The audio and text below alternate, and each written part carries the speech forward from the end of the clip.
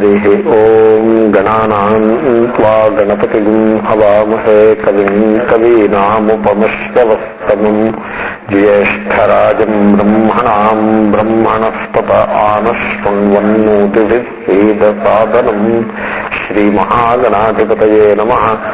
సదాశివసమారంభాం శంకరాచార్యమధ్యమాం అస్మదాచార్యపర్యంతాం వందే గురుపరంపరాం. ఆత్మస్వరూపం. పరీక్షితోథ రాజర్షేర్జన్మ కర్మ విలాయనం సంస్థానం పాండుపుత్రాణం వక్ష్యే కృష్ణ కథోదయం. ఇప్పుడు ఇంక పరీక్షిత్ మహారాజు యొక్క వృత్తాంతం నీకు చెప్తాను. ఎందుకంటే ఈ పరీక్షిత్తు గౌరవ మనకెందుకు అంటే ఆయన అంటాడు కృష్ణ కథోదయం. పరీక్షిత్ అంటే శ్రీకృష్ణుని యొక్క కథతో సందర్భం లేని పరీక్షిత్ అయితే నేను చెప్పను. శ్రీకృష్ణుని కథలోకి దారి తీసి ఇచ్చేటువంటి వృత్తాంతం కనుక శ్రీకృష్ణ గాథతో సంబంధం ఉన్నదే మాట్లాడుతాం. లేకపోతే ఇంక మిగతా అనవసర ప్రసంగం లేదు. శ్రీకృష్ణుని కథతో మిలాజులా ఉంటుంది కృష్ణ కథోదయం. ఆ కారణంగా నేను పరీక్షిత్ యొక్క వృత్తాంతం జన్మ కర్మ, ఆయన చేసినటువంటి పనులు, ఆయన జీవితంలో కొన్ని ప్రధానమైన ఘట్టాలు, సంస్థానం, ఆయన దేహత్యాగం చేసినటువంటి విశిష్టమైన సందర్భము, ఇవన్నీ కూడా నీ ముందు నేను ప్రస్తావన చేస్తున్నాను. చూడు, యుద్ధం జరిగింది, పెద్ద యుద్ధం. కౌరవులు పాండవులు యుద్ధం చేశారు.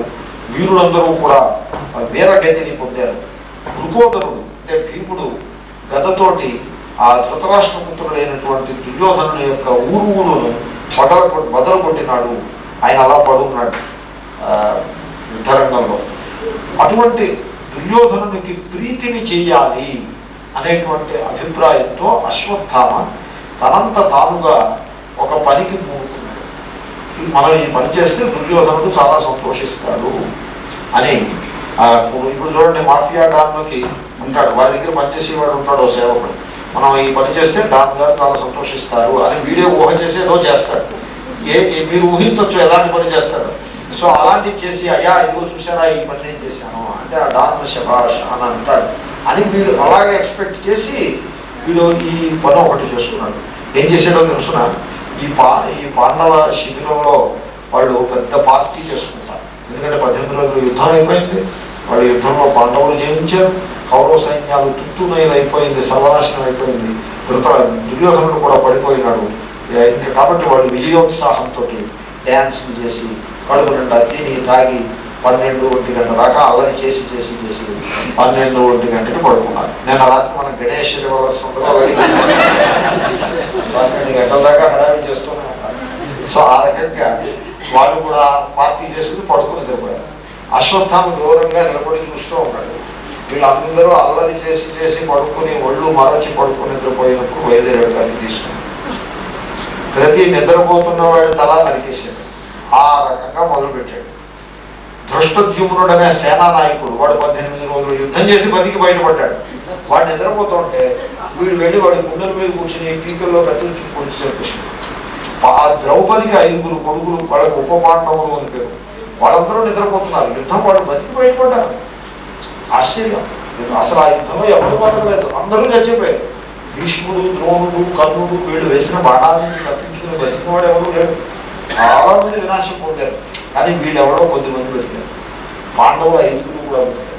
శ్రీకృష్ణుడు అన్నాడు, వీళ్ళు ఇక్కడ పార్టీ చేసుకుంటారు, వీళ్ళు పార్టీలో నాకు యుద్ధం చేసి ఛాన్స్ ఇవ్వరా, నేను వేస్తాను. కూర్చొని కత్తి పెట్టి కూర్చుంటే నేను వేస్తాను, నా కత్తి తెచ్చుకుంటున్నాను. యుద్ధంలో మరణిస్తాను, నీ చెప్పి చంపేదుగా నువ్వు ఎలా, కానీ యుద్ధం చేస్తూ మరణిస్తాను అంటే నీకు ఆ ఛాన్స్ మొదలు పొడిచేస్తాను. అలాగా అంత క్రూరంగా సంహరించాడు. సో ఆమెను కిరీటమాలి అంటే అర్జునుడు ఉదాహరిస్తున్నాడు, ఓ ద్రౌపది నువ్వేం చెప్తా చేయకు. ఎవరైతే ఈ ద్రోహాన్ని చేశాడో ఆ అశ్వత్థామని నేను శిక్షిస్తాను అని అశ్వత్థామ వెనకాల రథం మీద పరిగెడతాడు. ఈ అశ్వత్థామ ఏం చేస్తారంటే వీళ్ళందరినీ చంపేసి ఒక రథం ఎక్కేసి వెళ్ళిపోయి ఒక ఆశ్రమంలో దావుకునే ప్రయత్నం చేస్తాడు. ఆశ్రమంలో దావుకుంటే ఆశ్రమం పవిత్రమైనది కదా. ఈ టెర్రరిస్టులు వెళ్ళి టెంపుల్లోనో లేకపోతే ఇంకొక చోట దావుకున్నట్టుగా ఆశ్రమంలో దావుకుంటే కొంత పవిత్రత, దాని మీదకి గమ్ముని బాణాలు వేసేసి లేకపోతే అలాగే యుద్ధం ప్రకటించేసేటువంటి ప్రయత్నం చేయరు. ఎందుకంటే ఈ బాణాలు తగిలి ఏదైనా ఋషికో తగిలితే ఇదో పాపం. సో అలాగా వాడి ఆశ్రమంలో దావుకునే ప్రయత్నం చేస్తాడు. వాడి ప్రయత్నానికి విఘాతం కలిగించడం కోసం అర్జునుడు వెనకాల రథం మీద కలుగుతుంటాడు. ఈ అర్జునుడు ఏమి సరిగ్గా చేస్తాడో చేయడో అని శ్రీకృష్ణుడు కూడా వెంటనే వెళ్తాడు వీరికి రక్షణ ఆయన పక్కన అయితే అర్జునుడు. సో వెనకాల నుంచి తరువుకు వస్తూ ఉంటాడు. తరువుకు వస్తూ ఉంటే వాడికి అర్థమైపోయింది, వాడి గుర్రాలు అలసిపోయాయి, అవి పులికి లాగటం లేదు. అర్జునుడు మహావేగంగా వచ్చేస్తుంటే అశ్వత్థాన్ని ఏమనుకుంటాడంటే ఇంకా లాభం లేదని బ్రహ్మశిరోనామకము అనే ఒక అస్త్రం ఒకటి ఉంది, బ్రహ్మాస్త్రం. న్యూక్లియర్ మిస్సైల్ని వేసేసినట్టుగా వాడి అస్త్రం అంటే మిస్సైల్. సో న్యూక్లియర్ మిస్సైల్ అది, ఇంకా దానికి తిరుగులేదు. ఆ అస్త్రాన్ని వాడు ప్రయోగించేస్తాడు. జలాన్ని తీసుకుని మంత్రాన్ని జపించేసి ఒక దర్భం తీసుకుని ఆ అస్త్రాన్ని ప్రయోగించేస్తాడు.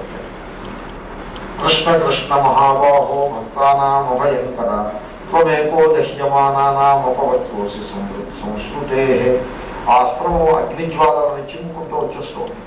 అప్పుడు రమయ శ్రీకృష్ణ, ఈ అస్త్రం నా మీదకి వచ్చేస్తుంది, దీని నుంచి నేను రక్షింపబడతాననే నమ్మకం నాకు లేదు, నీవే రక్షించాలి నన్ను. ఆ దుష్టుడికి మరొక విజయాన్ని వాడు పొందేస్తుంటే నువ్వు చూస్తూ అనుకుంటావా? నిద్రపోతున్న వాడిని సంహరించి వెళ్ళినటువంటి దుష్టుడు వాడి విజయాన్ని పొందడం న్యాయం కాదు కదా, కాబట్టి నీవే మమ్మల్ని రక్షించాలి అంటే అప్పుడు శ్రీకృష్ణ శ్రీ భగవాను వాచ, నువ్వేమో చింత చేయకు, అదేమో ద్రోణపుత్రుడైనటువంటి అశ్వత్థామ ప్రయోగించినటువంటి బ్రహ్మాస్త్రం, ఆ అస్త్రానికి తిరుగు లేదు.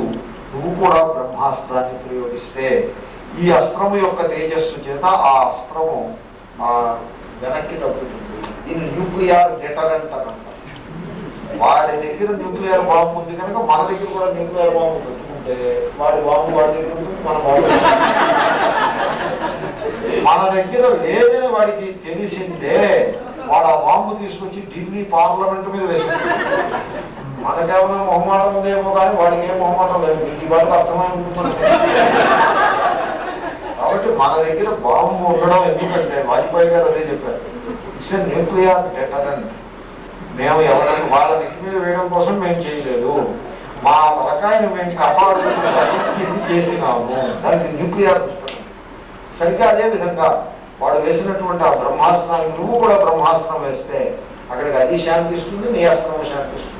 వాడు వాడి దగ్గర ఉంటాడు, నువ్వు నీ దగ్గర, ఎవరికి హాని కలగదు. కాబట్టి డూ కమాన్ డూ ఇట్ అంతే. వెంటనే ఆ అర్జునుడు బ్రహ్మాస్త్రాన్ని ప్రయోగం చేసేస్తాడు.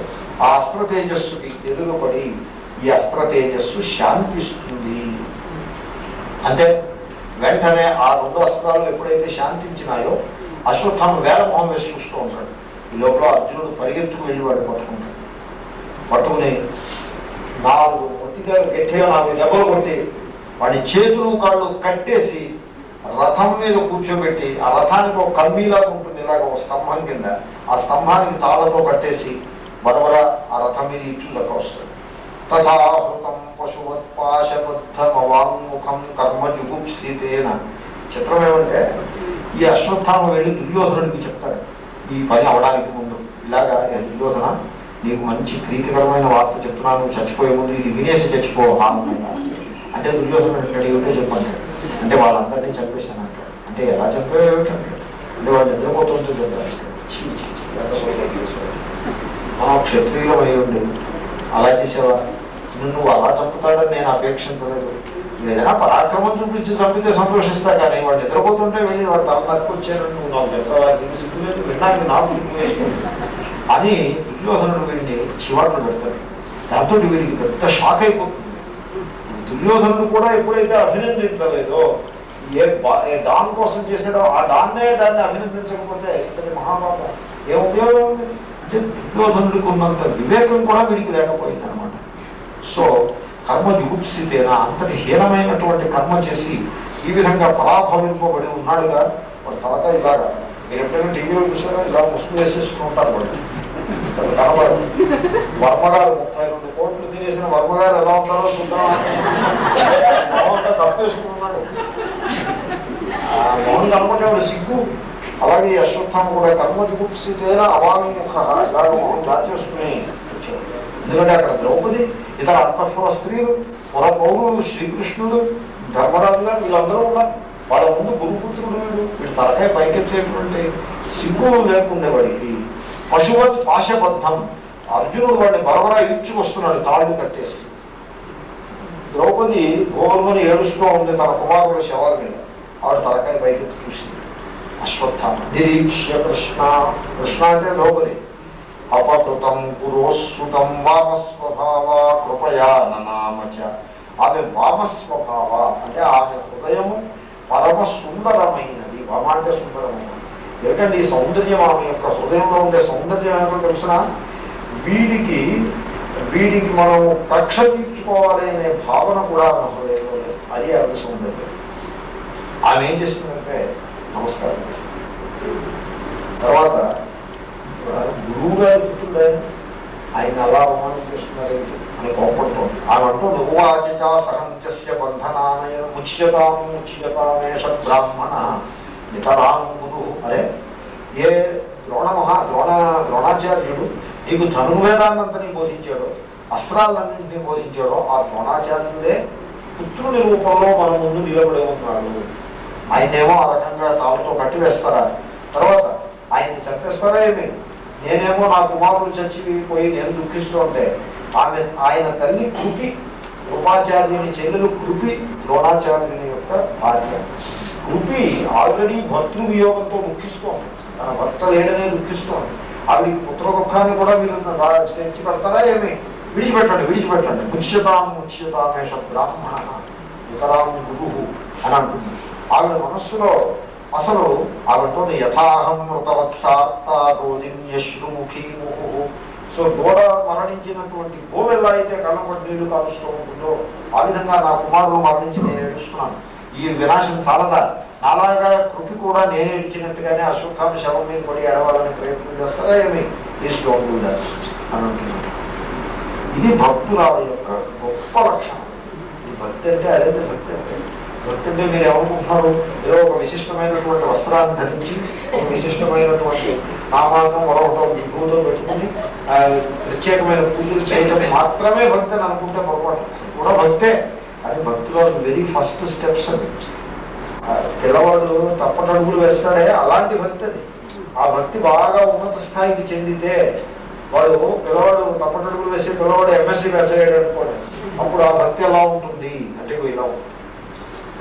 సో అంటే పగ తీర్చుకోవాలనేటువంటి ఆ భావన కలలో కూడా లేకుండా. మీరు చూడండి, ఎవరైనా దొంగతనం చేస్తూ పట్టుకుంటాడు అనుకోండి, నేను చూశాను అనేక సందర్భాలు, నేను విడిపించా కూడా కొంతమందిని. వాడు ఏ దొంగతనం చేస్తున్నాడో చూసినా వీళ్ళు దుడ్డు ఆడేసుకున్న పంచాయతీ లేకపోతే అట్ట గిన్నెలు రాత్రిపూట ఎంతో ఉంటావా పొద్దున్న బయట పెడతారు. ఆ గిన్నెలు కొత్త సంచిలో వేసుకుని పట్టుకుపోతారు. అవేవో ఇద్దరు గిన్నెలు స్టీల్ గిన్నెలో ఆ ఊళ్ళేవో 4 రూపాయలు వస్తాయి. వాడు దొరుకుతాడు. వాడు కట్టుకోవడానికి వాడు దొరుకుతాడు.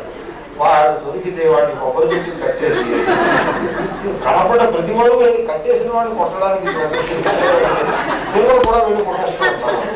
ఆడవాళ్ళు కూడా కొట్టేస్తారు. ఒకసారి నేను అలా కొబ్బరి చెట్టుకి కట్టేసి కొడుతుంటే నాయన వెళ్ళి నేను వాడిని గౌరవించుకున్నాను. కొట్టడానికి వాడిని విప్పి వాడి దగ్గర ఎన్నుకున్నానప్పుడు అప్పుడు కట్టాలి. కానీ ఏంటంటే సార్ అలా అంటారు, వాడు దొంగండి దొంగైతే మాత్రం అలా కొట్టే అధికారం నిర్వహించింది. ఈ సున్నా దుర్గట్ వాడిని నీవేం అపహరించాడు, నీ సొమ్ము ఎంతో అపహరించాడు, 1000 రూపాయలు పోయింది, నేను ఆ 1000 రూపాయలు ఇస్తాను వాడిని. ఎందుకంటే వాడిని ఆ విధంగా హింసిస్తూ ఉంటే చూడటం అన్నది అది సాధ్యం కాదు. మరి వాడికి శిక్ష పడదా? ఏమో శిక్ష వేసిన వాడికి ఈశ్వరుడు. జడ్జీలు వేయాలి శిక్ష, పోలీసులు వేయాలి శిక్ష, వాళ్ళందరూ నిద్రపోతూ ఉంటారు, మానవ శిక్ష వేయాలి. సో సంభవం ఎలా 4 దెబ్బలు వేయచ్చు, తప్పేం లేదు. కానీ శాడిజం తోటి హింసించడం మాత్రం ఓ దొంగ వచ్చాడు అనుకోండి, వాడికి దాహం వేస్తే మంచిది, వాడి దొంగ కదా అని వాడికి మంచిగా ఇవ్వకూడదు, మానకూడదు, కూడా మంచిది ఇవ్వదు. వాడికి ఆకలిస్తే వాడికి 2 మెతుకులు పెట్టినా తింటాడు.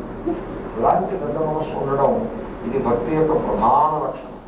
సో మొట్టమొదటి భక్త ఉపాఖ్యానం అయితే ద్రౌపది ఎంత గొప్ప భక్తురాలు చూడండి.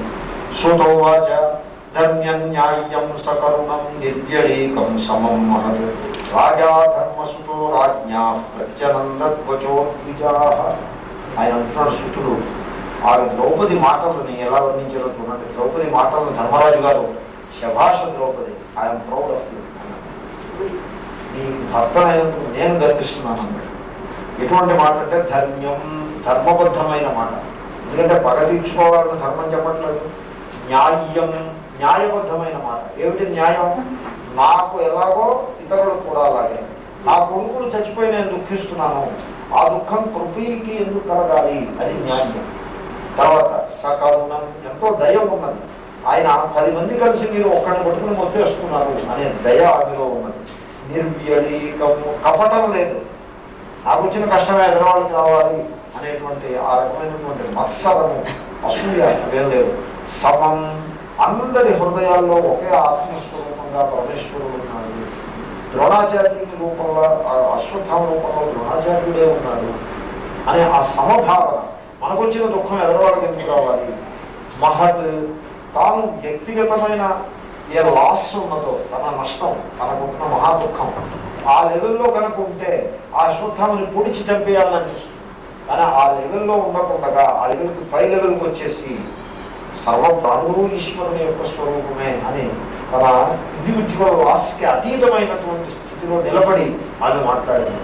అంచేతను మహత్. సో ధర్మ్యం, న్యాయం, సకరుణం, నిర్వ్యళీకం, సమం, మహత్ అని ఆమె మాటలకు 6 విశేషణాలు వేశాడు వ్యాసుడు. అప్పటికి సంతృప్తి కలిగినాయి. అంత గొప్ప మాట మాట్లాడింది. అంచేతనే ధర్మరాజు గారు శభాష్, లేకపోతే ఉత్తుగా శభాష్ ఆయన మాత్రం అవ్వదు. ఏదో పిసరొక్క ధర్మం అయితే ఆయనకి ఆనదు. మహాధర్మాన్ని ఈవిడ ఆచరించింది. నా జీవితంలో నేను ఎప్పుడూ ఆచరించలేకపోయిన ధర్మాన్ని ఈవిడ ఆచరించింది అని శభాష్ అన్నాడు. వెంటనే శ్రీకృష్ణుడు వాళ్ళు కలిసి వాడిని విడిచిపెట్టేస్తారు. అర్జునుడు ఏం చేస్తాడంటే వాడి నెత్తి మీద ఒక మడి ఒకటి ఉంటుంది. ఆ మడిని తీసుకుని వాడు పంపించేస్తాడు. ఎందుకంటే ఏదో కొంత శిక్ష వేయాలి కనుక, ఇంకా నీ మొహానికి మడి ఒకటి తక్కువైందా అని 4 చీవాట్లు పెట్టి మాటలతో అవమానం చేసేసి వాడికి పనిష్మెంట్ ఇచ్చేసి ఇంటికి పెట్టేస్తాడు.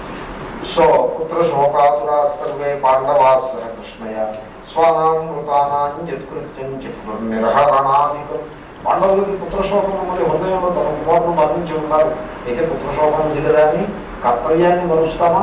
కర్తవ్యం దాని కర్తవ్యం, శోకం దాని శోకం లేదు. అలా మెయింటైన్ చేయాలి. వాడి మనసులో ఏదైనా కష్టం ఉందనుకోండి, ఈ లోపల ఇంటికి అతిథి వచ్చారనుకోండి, మా కష్టం అనకూడదు. ఆ కష్టాన్ని దిగమింగేసి అతిథికి చేసిన మర్యాద పంపించేసి ఆ తర్వాత మళ్ళీ మన కష్టం సాధనమే వాడాలి. మన కష్టాన్ని మనం భద్రం చేసుకోవాలి. అది బంధువు కింద దాన్ని భద్రం చేసుకోవాలి. ఎప్పుడు కూడా దుఃఖాన్ని అలా 10 మందికి పంచిపెట్టే ప్రయత్నం చేయకూడదు. సో దుఃఖం అలా సాక్షిహీనంలో కాబట్టి ఆ గొప్ప లక్షణాన్ని ద్రౌపది ప్రదర్శిస్తుంది. అదో ఉపాఖ్యానం. ఆమంత్ర్యపాలను పుత్రాంశారు. సరే, మొదలు పెడుతున్నాను ఇంకో ఉపాఖ్యానం. సాయంకాలం పూర్తిస్తారు. ఆ మంత్రి భాగవత సప్తాహం ఇలాగే ఉంటుందండి. ఇది ఎప్పటికీ ఎండ్ అవుతుంది. ఇది ఎండ్లెస్. శ్రీకృష్ణుడు కొంతకాలం అక్కడ ఉన్నాడు. వీళ్ళందరూ పోయారు. వీళ్ళందరికీ పితృకర్మలు, ఇదో పెద్ద పెద్ద కార్యక్రమం. మంచి వచ్చినా పెద్ద పనే, చెడు వచ్చినా పెద్ద పనే. సో ఇవన్నీ పనులు అవుతుంటే మధ్యలో నేను బయలుదేరలేదు. వాళ్ళు తోడుగా ఉండిపోయినాడు. ఉండిపోయి ఓ రోజు పొద్దున్నే నేను ఇంక బయలుదేరుతున్నాను అని నోటీస్ ఇచ్చాడు. ఎందుకంటే ద్వారకా నగరానికి వెళ్ళాలి కదా, ఇక్కడే వచ్చి కూర్చున్నాడు కదా 2 నెలల నుంచి. ఆ యుద్ధాల సమయంలో 18 రోజుల యుద్ధం. యుద్ధానికి 4 రోజుల ముందే ఇచ్చేసాడు. ఆ రథానంతనే సర్దుబాటు చేసుకుంటూ యుద్ధం అయిపోయింది. ఇదేమో ఈ కార్యక్రమం 19వ రోజు. ఆ తర్వాత 12 రోజులు ఈ పితృకర్మలు ఇవి అయిపోయాయి. నెల దాటిపోయింది. ఇంకా బయలుదేరే ప్రయత్నంలో రథం ఎక్కబోతున్నాడు. అందరి దగ్గర పర్మిషన్ తీసుకున్నాడు. అందరూ కూడా మహా దుఃఖంతో ఆయనకి వీడ్కోలు చెప్పేందుకు సిద్ధపడుతున్నారు. గంతుం కృతమతిర్బ్రహ్మన్ ద్వారకాం రథమాస్థిత ఉపలేభేభిధావంతి ముత్తరాం భయవిఫలాం. ఆదిలోనే హంసపాద అన్నట్టుగా ఓ కాలు రథంలో పెట్టి ఇంకో కాలు కింద ఉంది. అది పైకి తీద్దాం అనుకుంటుంటే దూరం నుంచి ఒక ఆవిడ పరుగులు ఎత్తుకుంటూ వస్తుంది. ఆవిడ చూశాడు. అందరికంటే ముందు ఈయనే చూశాడు. ఉత్తరం వస్తుంది పరిగెత్తుతుంది. ఉత్తరో వాచ. ఆవిడ ఎలా పరిగెత్తుకొస్తుంది? ఏదో వీడుకోలు చెప్పడానికి పరిగెత్తుకు రావట్లేదు. పాహి పాహి మహాయోగిన్ దేవదేవ జగత్పదే నాణ్యం పదభయం పశ్యే యత్ర మృత్యు పరస్పరం. హే మహాయోగీశ్వర శ్రీకృష్ణ, దేవదేవ జగత్పతి, రక్షించు రక్షించు అని SOS అంటారు. SOS సిగ్నల్స్ వస్తాం. ఈ కెనాట్ మూవ్ ఫార్వర్డ్. ఏమిటి ఆవిడ అంటుంది? నీవు తప్ప ఇంకా ఎవరు రక్షించరు. ఎంతో మంది ఉన్నారు, ధర్మరాజాదులు వాళ్ళు వీళ్ళు ఉన్నారు. Nobody can save, only you can save. ఎందుకో తెలుసిన, ఎత్ర మృత్యు పరస్పరం. వీళ్ళు ఒకళ్ళనొకళ్ళు చంపుకోవడంలో బాగా నిమగ్నం అయిపోతున్నారు. రాయలసీమ క్లాషెస్ లాగా. సో కౌరవ వైపు వాళ్ళని వీళ్ళు చంపుతారు, వీళ్ళ వైపు వాళ్ళు చంపుతారు, వాళ్ళ వైపు వీళ్ళు చంపుతారు, ఇలాగ పరస్పరము ద్వేషాలు. సో అశ్వత్థామ ఇప్పుడు ఈవిడ గర్భంలో ఉండే శిశువుని చంపడానికి కూడుకున్నాడు. సో ఈ పరస్పర విద్వేషాలు ఇంతమందిని చంపేసిన 18 లక్షల సైన్యం వెళ్ళిపోయింది, అందరూ మరణించారు. అయినా ఇంకా ఈ మరణ ప్రవాహానికి ఏమీ హద్దు లేదు. వీళ్ళు చంపగలరే కానీ వీళ్ళు బతికించలేరు, నువ్వే బతికించగలవు, కాబట్టి నన్ను రక్షించవలసినది. ఏమిటి విషయం ఏమిటి? కామందహతుమాన్నాథ మామే గర్భో నిపాత్యతాం. ఈ శరీరము ఈ ప్రాణం నాది పోయినా పర్వాలేదు, కానీ నా గర్భంలో ఉన్న శిశువుకి మాత్రము హానికరంగా కాకూడదు. ఎందుకంటే ఈ లోపల చాలా భయంకరమైనటువంటి నొప్పి, ఆ శిశువు ఏదో బాగా కదిలిపోతుంది, ఆ శిశువు మరణించినట్టుగా నాకు అనిపిస్తుంది. తల్లికి తెలిసిపోతుంది, గర్భంలో ఉన్న శిశువు మరణిస్తే తల్లి నోయిట్, శిశువు కదలడం లేదు, నాకేమో చాలా నొప్పి కలుగుతుంది. ఉపధార్యవచస్తస్య భగవాన్ భక్తవత్సల అపాండవమిదం కర్తుం ద్రౌణే రస్త్రమబుధ్యత. వెంటనే ఆయన ఇదే సంగతి. ఈ అశ్వత్థామను వీళ్ళు విడిచిపెట్టేశారు కదా, వాడు పోనీ ద్రౌపది యొక్క మా మంచి చేతను విడవబడ్డాను అనే కృతజ్ఞత వాడికి లేదు. వాడి బుద్ధి వాడితే, వాడిని పోసేసినా సరే వాడు బాగుపడు, వాడు అలాగే వాడి ద్వేషంలోనే వాడు ఉన్నాడు. వాడు ఏం చేశాడు? ఇంతకు ముందు ఉపసంహారం చేయబడిన అస్త్రం ఉంది చూడండి, దాన్నే మళ్ళీ ప్రయోగించాడు. ఈ అస్త్రాన్ని ఈసారి ఎలా ప్రయోగించాడంటే అపాండవం, ఇంకా పాండవ వంశం అనేది మిగలడానికి వీలు లేదు అని ప్రయోగించాడు. ఆ అస్త్రము ఈ శిశువుని సంహరించినది. లోపల శిశువు మరణించినాడు అక్కడ ఆల్రెడీ. ఓ ఇది సంగతి అని ఆయన తెలుసుకున్నాడు. వ్యసనంత వీక్ష్య తేషామనన్య విషయాత్మనాం సుదర్శనేన స్వాస్త్రేణ స్వానాం రక్షాం యథా విభూ. ఆ శిశువుని సంహరించే ప్రయత్నంలో ఉంది అస్త్రం. సో సంహరించడం కాదు, సంహరించే ప్రయత్నము. సో వాళ్ళకు వచ్చినటువంటి ఆ భయంకరమైన ఆపదని ఈయన గమనించాడు. చాలా ప్రమాద స్థితిలో ఉన్నది శిశువుకి ప్రాణం పోతుంది, తల్లికి కూడా ప్రాణం పోతుంది. ఆ స్థితిలో చూసి అరే అనన్య విషయాత్మ, వీళ్ళకి నేను కనుక రక్షించకపోతే వీళ్ళని రక్షించేవాడు మరొకడు లేరు, పైగా వీళ్ళేమో నన్నే శరణు పొంది సర్వాత్మన నన్నే నమ్ముకుని ఉన్నారు, వీళ్ళని నేను రక్షించక తప్పదు అని తన యొక్క సుదర్శనాస్త్రాన్ని ప్రయోగించాడు. ఆయన దగ్గర సుదర్శనము అని ఒక అస్త్రం ఉంటుంది. ఇది కూడా చాలా సింబాలిక్ థింగ్ చేసి, అఫ్కోర్స్ యూ కెన్ సే ఒక డిస్కస్ లాగా ఉంటుంది, చక్రంలాగా ఉంటుంది అని. బట్ నా ఒపీనియన్లో ఒక ఆయుధం కింద వాడాలి అంటే there are much more convenient weapons than I discuss. ఆ డిస్కస్ అన్నది దానికి కొంత సింబాలిక్ ఇంపార్టెన్స్ ఉన్నది. అది చక్రాకారంగా ఉండి సర్వులను సమంగా ఉంటుంది. చక్రాకారం అందరి సమభావాన్ని కలుగుతుంది. ఈ వైపు ఆ వైపు అన్ని వైపు సమానంగా ఉంటుంది. అదేవిధంగా ఆ పరమేశ్వరుడు ఇచ్చేటువంటి కర్మఫల రూపమైనటువంటి అస్త్రము అందరి ఎందుకు సమంగా ఉంటుంది. తనవాడు కదా అని శిక్షించడం మానేయుడు, పరాయి వాడు కదా అని అనుగ్రహించడం మానేయుడు. అందరి ఎందుకు సమానంగా ఆ అస్త్రాన్ని వాళ్ళ వాళ్ళ కర్మఫలాల రూపంలో ఆయన సమర్పిస్తూ ఉంటాడు. నిజంగా దానికి సుదర్శనం అంటే దర్శనం జ్ఞానం, జ్ఞానస్వరూప. ఆయన జ్ఞానస్వరూపుడైన పరమేశ్వరుడు యొక్క అస్త్రం కూడా జ్ఞానరూపంగానే ఉంటుందని మనం అనుకోవాలి. అదర్వైజ్ జస్ట్ సింపుల్ గా ఒక ఫిజికల్ డిస్క్ ఒకటి ఆయన చేతిలో ఉంది అంటే it is not a very convenient weapon. You may better choose a different weapon. ఎందుకంటే disc is not very convenient to use it. So that is not the idea. Anyway coming back to అది symbolism చూడాల్సి ఉంటుంది. భాగవతంలో బోల్డ్ symbolism ఉంటుంది. Anyway ఆ సుదర్శనాస్త్రాన్ని ప్రయోగించి ఆ శిశువుకి రక్షణను కల్పించినాడు. యద్యప్యస్త్రం బ్రహ్మశిరస్వమోఘం చాప్రతిక్రియం వైష్ణవం తేజ ఆసాద్య సమశాంజృభూత్వః. ఓ శౌనక మహర్షి అని సూర్యుడు చెప్తున్నాడు. వడి భృభూత్వ అని మధ్యలో వస్తుంది. ఎవడి భృభూత్వ కంటే శౌనకుడు. ఈ శౌనకుడు ఎవడంటే ఆ సూర్యుడు ఇది చెప్తున్నాడు అన్నమాట. సో హే శౌనక మహర్షి, ఈ అస్త్రము బ్రహ్మశిరో నామక అస్త్రం ఉన్నదే, దానికి తిరుగులేదు. అది తప్పనిసరిగా ఈ పాటికే అసలు ఉత్తర గర్భంలో ఉన్న శిశువుని కూడా సంహరించి ఉండాలి. కానీ అలా సంహారం జరగలేదు. ఎందుకంటే అంతటి తిరుగులేనటువంటి అప్రతిక్రియమైన అస్త్రాన్ని కూడా ఈ శ్రీ మహావిష్ణువు యొక్క తేజస్సు ముందు అది వీగిపోయి ఆ శిశువు రక్షింపబడినాడు. అప్పుడు కుంతి స్తోత్రం చేస్తుంది. నేను చెప్పాను స్తుత్యాత్మకము.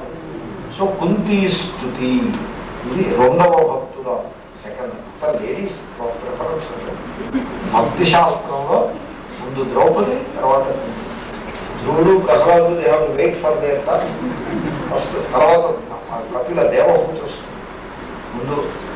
సో ఈ రోజుల్లో కొంతమంది అంటారు లేడీస్కి ఏమో ఈ అధికారం లేదు, అధికారం లేదు. ఎలా లేదో నాకు అర్థం కాదు. నేను ఇందాక భాగవతం చూస్తుంటే అక్కడ కశ్యప మహర్షి ఇందాక అరగంట సేపు ఖాళీ ఉంటే చూస్తున్నాను, చెప్పాలి కదా మీకు ఆర్గనైజ్ చేయాలి. సో కశ్యప మహర్షి అతిథితో అంటాడు, ఏమిటి నేను ఇంట్లో లేనప్పుడు అగ్నిహోత్రం అది బాగా చేస్తున్నావా లేదా అగ్నిహోత్రాన్ని మొదలుపెట్టేసావా అన్నది. అంటే ఆ ఇంట్లో లేనప్పుడు అగ్నిహోత్రం హోమాలనే అదే చేసేది అనమాట. సో ఎనీవే, సో ఈ భక్తురాంధ్ర చరిత్రలో కుంతీదేవి ఒక గొప్ప భక్తుల. కుంతి యొక్క క్యారెక్టర్ మీకు మహాభారతంలో కూడా కనపడదు. చాలా గొప్ప వైరాగ్య సంపన్నులు, వైరాగ్యము, భక్తి, జ్ఞానము, ఆ మూడు మూర్తి భవించినటువంటి మాతృమూర్తి కుంతి.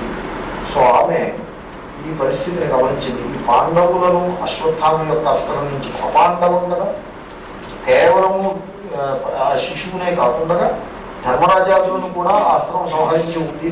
అలా సంహరించకుండా రక్షించాడు. తర్వాత పాండవుల వంశానికి మిగిలిన ఒకే ఒక సంతానం. ఓం పూర్ణమద పూర్ణమిదం పూర్ణాత్ పూర్ణముదచ్యతే పూర్ణస్య పూర్ణమాదాయ పూర్ణమేవావశిష్యతే. ఓం శాంతి శాంతి శాంతి. హరి ఓం శ్రీ గురుభ్యో నమః. హరి